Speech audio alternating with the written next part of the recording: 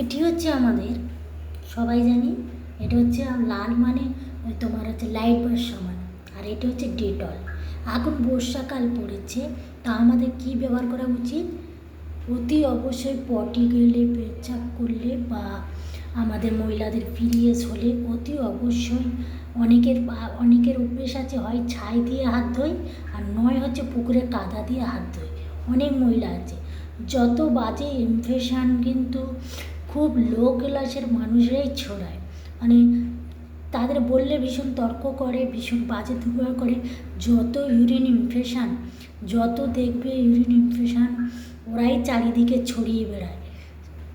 যত বড় বড় বাড়ি বলো, যত করো, এরাই ছড়ায়। কেন?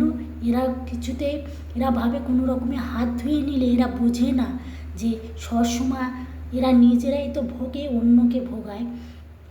যার জন্য এদের কী করা উচিত, এতে পটি গরম বা পিরিয়ড হয়েছে জায়গাটা ভালো করে বর্ষাকাল ওয়াশ করে নেবে। যাদের ঘরে ছোটো 11-12 বছরের বাচ্চা আছে, পিরিয়ড শুরু হয়ে গেছে মানে মাসিক শুরু হয়ে গেছে, তারা অতি অবশ্যই সাবান দিয়ে ভালো করে, হ্যাঁ পটি যদি সারাদিনে 10 বার চাও, এমনকি পটি করে পটির জায়গাটাই সাবান দিয়ে ওয়াশ করে নেবে।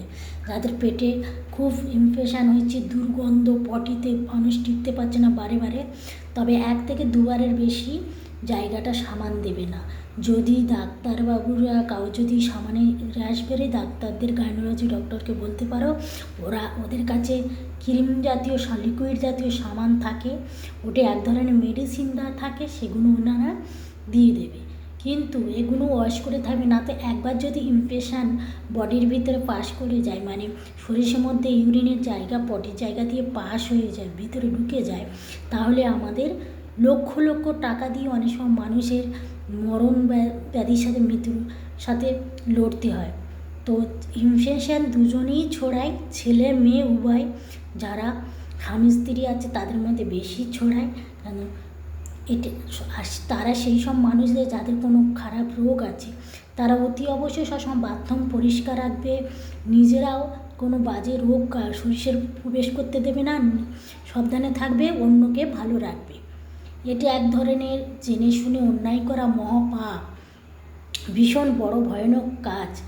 যে এই যে মানুষ কষ্ট পাবে, চোখে জল ফেলবে, টাকা খরচা হবে, এটা জেনে শুনে করলে অন্যের ক্ষতি করতে গিয়ে নিজের ক্ষতি হয়ে যায়। তো এগুলো খুব সাবধানে, জামা কাপড় যাদের ইউরিন ইনফেকশান আছে, কাউর প্যান্ট জায়গা কেউ ব্যবহার করবে না, জায়গা বর্ষাকালে শুকিয়ে রাখবে। এমনকি কাউর যাদের 2 সাইডে চুলকায়, র্যাশ বেরোয়, এমনকি এগুলো ব্যবহার করবে না। সাবান প্রত্যেকের পার্সোনালিটি রাখবে, নিজের সাবান আলাদা আলাদা রাখবে।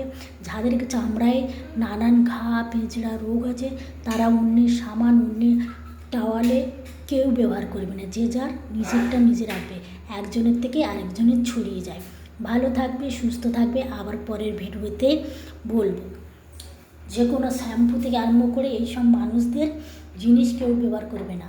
আর সবসময় গরম জল বা ফিটকিরি জল দিয়ে সবসময় এইসব জামা কাপড়ে ধুইবে, আর গায়ে ফিটকিরি ঘষবে। ফিটকিরি যাদের গায়ে ঘা পেঁচড়া আছে, সমস্যা আছে, মানুষের হতেই পারে, এটা কোনো ব্যাপার না। যেটা পেট গরম থেকে যদি হয়, অতি অবশ্যই তোমরা জবা ফুলের পাতা খাও, সবসময় পেট ঠান্ডা রাখো, তা আস্তে আস্তে ভালো হয়ে যাবে, সুস্থ হয়ে যাবে।